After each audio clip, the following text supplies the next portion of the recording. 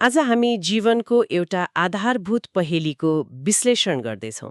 कसरी एउटा कोषले सम्पूर्ण मानव बनाउने, त्यो पनि यति जटिल निर्देशन बोकेको हुन्छ र त्यो निर्देशन हस्तान्तरण गर्ने प्रक्रियामा हुने एउटा सानो भिन्नताले कसरी जैविक लिङ्ग जस्तो महत्त्वपूर्ण कुरा निर्धारण गर्छ।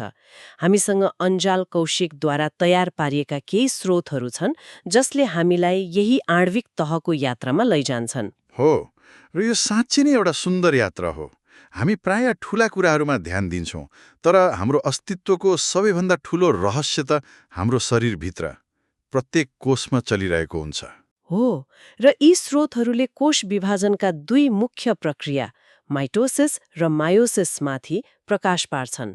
अब जीन र क्रोमोजोमले हाम्रो शरीरको रूपरेखा बनाउँछन् भन्ने त हामीलाई थाहा छ, तर यी दुई प्रक्रियामा क्रोमोजोमहरूले किन र कसरी बिल्कुलै फरक व्यवहार गर्छन् भन्ने कुरा साँच्चै रोचक छ। हो नि। एउटा प्रक्रियाले हामीलाई जीवित राख्छ, अर्कोले नयाँ जीवन सृजना गर्छ।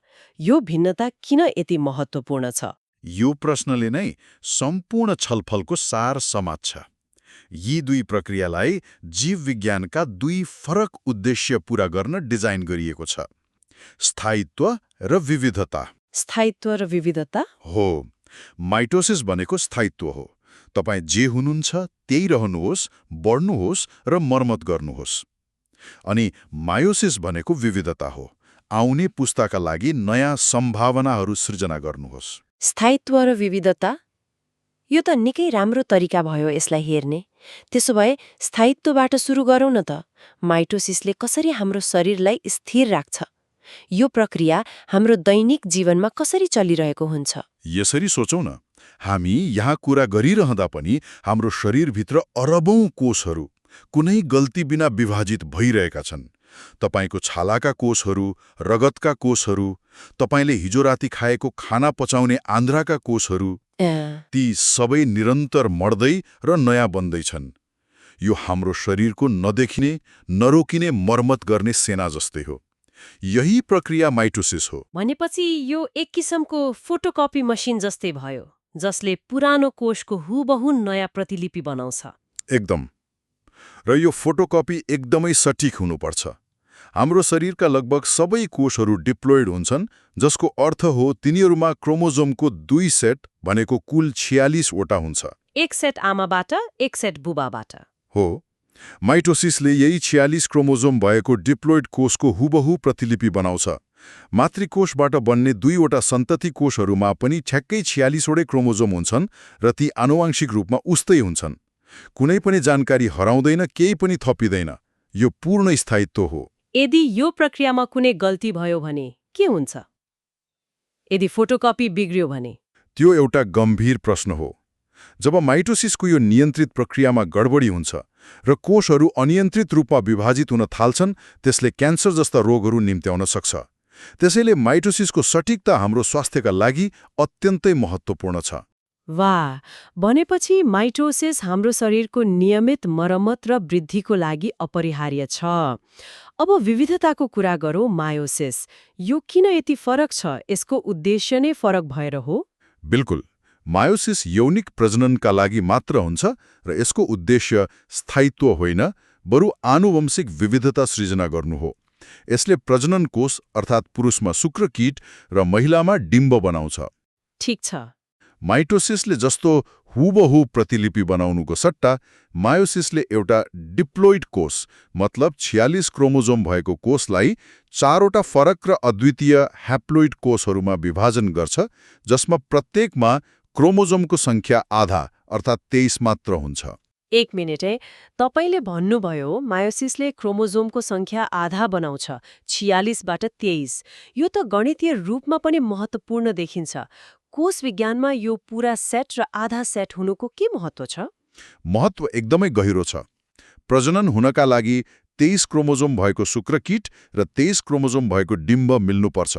अनि जब तिनीहरू मिल्छन्, तब फेरि 46 क्रोमोजोम भएको नयाँ डिप्लोइड कोष बन्छ, जसलाई जाइगोट भनिन्छ, र नयाँ जीवन सुरु हुन्छ। यदि मायोसिसले क्रोमोजोमको संख्या आधा नगर्ने हो भने हरेक पुस्तामा क्रोमोजोमको संख्या दोब्बर हुँदै जान्थ्यो, जुन असम्भव कुरा हो। त्यसैले मायोसिसले हरेक पुस्तामा क्रोमोजोमको संख्या स्थिर राख्ने सुनिश्चित गर्छ। तर तपाईले विविधताको कुरा पनि गर्नुभयो। बन्ने 4वटा कोषहरू किन फरक हुन्छन्? यहाँनिर मायोसिसको सबैभन्दा सुन्दर र महत्त्वपूर्ण प्रक्रिया आउँछ, जसलाई क्रसिङ ओभर भनिन्छ। Crossing over? हो, मायोसिसको सुरुवाती चरणमा आमाबाट आएको र बुबाबाट आएको क्रोमोजोमका जोडीहरू एकअर्कासँग टाँसिन्छन् र आफ्ना केही आनुवंशिक खण्डहरू साटासाट गर्छन्। यसलाई प्रकृतिको मिक्स गर्ने तरिका सोच्नुहोस् न। अर्थात् आनुवंशिक तासको पत्तीलाई फिट्ने काम जस्तै? एकदम सही। यसले आमा बुबाको आनुवंशिक गुणहरूलाई हुबहु सार्दैन, बरु त्यसलाई मिलाएर हजारौं नयाँ कम्बिनेसन बनाउँछ। यो किन महत्त्वपूर्ण छ? किनभने यही भिन्नताले गर्दा कुनै पनि प्रजातिले नयाँ रोग वा बदलिदो वातावरणमा आफूलाई अनुकूल बनाउन सक्छ। विकासको आधार? हो, यो विकासको आधार हो। यदि क्रसिङ ओभर नहुने हो भने हामी दाजुभाइ दिदीबहिनीहरू आनुवांशिक रूपमा लगभग उस्तै हुन्थ्यौं, जसले गर्दा कुनै एउटा नयाँ भाइरसले पुरै परिवार वा समुदायलाई सखाप पार्न सक्थ्यो। विविधताले प्रजातिको अस्तित्व सुनिश्चित गर्छ। यो त साँच्चै नै गहिरो कुरा भयो। भनेपछि माइटोसिसले व्यक्तिगत जीवनलाई निरन्तरता दिन्छ भने मायोसिसले प्रजातिको भविष्यलाई। अब यी सबै निर्देशनहरू कहाँबाट आउँछन्? स्रोतहरूले डीएनए र आरएनए बारे पनि कुरा गरेका छन्। यिनीहरूलाई प्राय जीवनको ब्लुप्रिन्ट भनिन्छ। हो, र त्यो ब्लुप्रिन्टको उदाहरण एकदमै सान्दर्भिक छ। डीएनए भनेको कुनै पनि भवनको मुख्य र विशाल योजना वा मास्टर ब्लुप्रिन्ट हो, जुन सुरक्षित रूपमा आर्किटेक्टको अफिसको भल्टमा राखिएको हुन्छ। हाम्रो कोषको न्युक्लियसभित्र? हो, एकदमै सुरक्षित रूपमा। यो द्वित्यान्द्रे हुन्छ र यसमा हाम्रो सम्पूर्ण आनुवंशिक जानकारी भण्डारण गरिएको हुन्छ। त्यसो भए आरएनए के हो त? आरएनए भनेको त्यो मास्टर ब्लुप्रिन्टको एउटा सानो खण्डको कामकाजी प्रतिलिपि, वर्किङ कपी हो। तपाईँ पुरै ब्लुप्रिन्ट लिएर निर्माण स्थलमा जानुहुन्न, होइन र? तपाईँलाई जुन तल्लाको काम गर्नु छ त्यही तल्लाको नक्साको फोटोकपी लिएर जानुहुन्छ। आरएनएले त्यही काम गर्छ। यो सामान्यतया एक त्यान्द्रे हुन्छ। यसले न्युक्लियसभित्र रहेको डीएनएबाट निर्देशनको प्रतिलिपि बनाउँछ र त्यसलाई बाहिर साइटोप्लाजममा रहेको फ्याक्ट्री अर्थात् राइबोजोमसम्म पुर्याउँछ, जहाँ प्रोटिन निर्माण हुन्छ। यो उदाहरणले त कुरा बुझ्न सजिलो बनायो, तर के यो प्रतिलिपि बनाउने प्रक्रिया सधैँ 100% सही हुन्छ? यदि आरएनएले ब्लुप्रिन्टको गलत प्रतिलिपि बनायो भने के हुन्छ? के हाम्रो शरीरमा त्यस्ता गल्तीहरू सच्याउने कुनै प्रणाली छ? निकै राम्रो प्रश्न। यो प्रक्रिया आश्चर्यजनक रूपमा सटिक छ, तर गल्तीहरू हुन्छन्। डीएनए प्रतिलिपि बनाउने क्रममा हुने गल्तीलाई म्युटेसन भनिन्छ। हाम्रो कोषहरूमा यस्ता गल्तीहरू पत्ता लगाउने र सच्याउने प्रणालीहरू हुन्छन्, तर कहिलेकाहीँ केही गल्तीहरू छुट्छन्। अनि त्यसले के असर गर्छ? धेरैजसो यस्ता गल्तीहरू हानिकारक हुँदैनन्, तर केहीले रोग निम्त्याउन सक्छन्। र कहिलेकाहीँ अत्यन्तै दुर्लभ अवस्थामा यस्ता गल्तीहरू फाइदाजनक पनि हुन सक्छन्, जसले विकासको प्रक्रियालाई अगाडि बढाउँछ।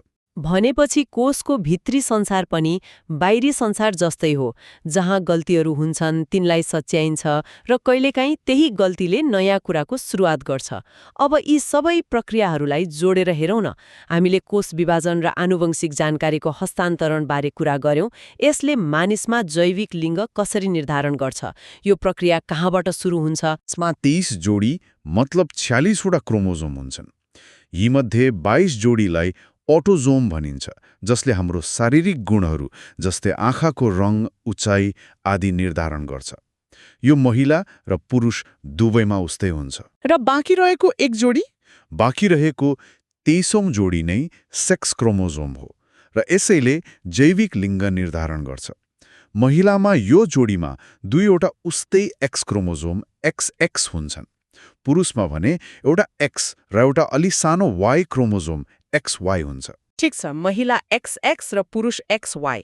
अब मायोसिसको प्रक्रियामा के हुन्छ त? जब महिलाको शरीरमा मायोसिस प्रक्रियाबाट डिम्ब बन्छ, उनीसँग त दुवै एक्स क्रोमोजोम मात्र छन्। त्यसैले उनले बनाउने हरेक डिम्बमा एउटा एक्स क्रोमोजोम नै जान्छ। अर्थात् हरेक डिम्बको क्रोमोजोमल मेकअप 22वटा अटोजोम प्लस एउटा एक्स हुन्छ। तर पुरुषमा त फरक भयो? हो, पुरुषमा XY भएकोले मायोसिस हुँदा उनले बनाउने आधा शुक्रकीटमा एक्स क्रोमोजोम जान्छ 22 + एक्स। ए भनेपछि पुरुषले 2 प्रकारका शुक्रकीट बनाउँछन्। यसको सोझो अर्थ त यो भयो कि बच्चाको लिङ्ग निर्धारणमा निर्णायक भूमिका पुरुषको शुक्रकीटको हुने भयो, होइन र? एकदमै।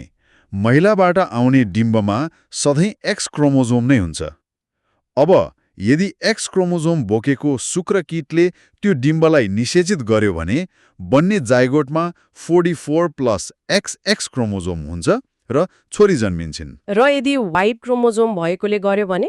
यदि वाइ क्रोमोजोम बोकेको शुक्रकीटले डिम्बलाई निषेचित गर्यो भने जाइगोटमा 44 + XY क्रोमोजोम हुन्छ र छोरा जन्मन्छ। त्यसो भए वाइ क्रोमोजोमले पुरुष निर्धारण गर्छ भने के यसको मतलब वाइ क्रोमोजोममा पुरुष बनाउने विशेष जिनहरू हुन्छन् जुन एक्समा हुँदैनन्? के वाइ क्रोमोजोम एक्सभन्दा धेरै फरक छ? यो नै सबैभन्दा महत्त्वपूर्ण कुरा हो। वाइ क्रोमोजोम एक्सको तुलनामा निकै सानो हुन्छ र यसमा थोरै जिनहरू हुन्छन्। तर यसमा एउटा मास्टर स्विच जिन हुन्छ जसलाई SRY मतलब सेक्स डिटर्मिनिङ रिजन Y जिन भनिन्छ। SRY जिन? हो, जब भ्रूण विकासको सुरुवाती चरणमा यो SRY जिन अन हुन्छ, यसले एउटा रासायनिक प्रतिक्रियाको श्रृङ्खला सुरु गर्छ जसले अविकसित प्रजनन अङ्गहरूलाई अण्डकोशमा विकसित हुन निर्देशन दिन्छ। त्यसपछि अण्डकोशले पुरुष हर्मोन जस्तै टेस्टोस्टेरोन उत्पादन गर्न थाल्छ जसले बाँकी पुरुष शारीरिक विशेषताहरूको विकास गराउँछ। र यदि वाइ क्रोमोजोम छैन भने? यदि वाइ क्रोमोजोम र SRY जिन छैन भने त्यो मास्टर स्विच कहिले अन हुँदैन। त्यस अवस्थामा शरीर स्वतः महिलाको शारीरिक संरचनामा विकसित हुन्छ। अविकसित प्रजनन अङ्गहरू डिम्बाशय बन्छन् र महिला हर्मोनहरूले शरीरको विकासलाई निर्देशित गर्छन्। कति अचम्मको कुरा! एउटा सानो जिनले यति ठूलो विकासात्मक परिवर्तनको सुरुवात गर्छ र छोरा वा छोरी हुने सम्भावना त पूर्ण रूपमा संयोगमा भर पर्ने कुरा भयो। हो, यो पूर्णतया 50-50 को सम्भावना हो। कुन शुक्रकीटले पहिले डिम्बसम्म पुगेर निषेचित गर्छ भन्ने कुरामा यो निर्भर रहन्छ। यो विशुद्ध जैविक र आकस्मिक प्रक्रिया हो। आजको विश्लेषण साँच्चै नै ज्ञानवर्धक रह्यो। हामीले कोष विभाजनका 2 समानान्तर तर बिल्कुलै फरक उद्देश्य बोकेका प्रक्रिया माइटोसिस र मायोसिस बारे गहिरो कुराकानी गर्यौं। माइटोसिसले शरीरलाई स्थायित्व र मर्मत दिन्छ भने मायोसिसले क्रसिङ ओभर जस्तो प्रक्रिया मार्फत प्रजातिको अस्तित्वका लागि आवश्यक विविधता सिर्जना गर्छ। बिल्कुल। र अन्तमा हामीले देख्यौं कि जैविक लिङ्गको निर्धारण वाइ क्रोमोजोममा रहेको SRY नामक एउटा मास्टर स्विच जिनमा निर्भर गर्छ र यो पूर्णतया पुरुषबाट आउने शुक्रकीटमा भर पर्छ। हो, आजको छलफलले हामीलाई जैविक प्रक्रियाहरूको जटिलता र सुन्दरता दुवै देखाउँछ। स्रोतहरूले सामान्य XX र XY निर्धारणमा ध्यान केन्द्रित गरेको छ, जुन एकदमै आधारभूत र महत्त्वपूर्ण ज्ञान हो। गर यसले मलाई सोच्न बाध्य बनाउँछ। के कुराले? हामीले कुरा गर्यौं कि यो प्रक्रिया कति सटिक हुनुपर्छ, तर जीवविज्ञान सधैँ सफा र सिधा हुँदैन। यी जटिल जैविक प्रक्रियाहरूमा, विशेष गरी मायोसिसको क्रममा जब सेक्स क्रोमोजोमहरू छुट्टिन्छन्, त्यहाँ कुनै त्रुटि वा भिन्नता भयो भने के हुन सक्छ? तपाईको मतलब यदि क्रोमोजोमहरू ठिकसँग आधा-आधा भएनन् भने? हो, के हुन्छ यदि एउटा शुक्रकीट वा डिम्बमा एउटा सेक्स क्रोमोजोम बढी वा कम भयो भने? वा यदि SRY जिनले सोचे जस्तो काम गरेन भने? जीवविज्ञानको नियम पुस्तिकामा सधैँ अपवादहरू हुन्छन्।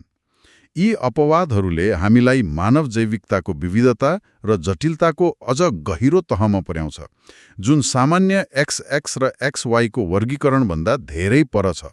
यो आफैमा एउटा छुट्टै छलफलको विषय हुन सक्छ।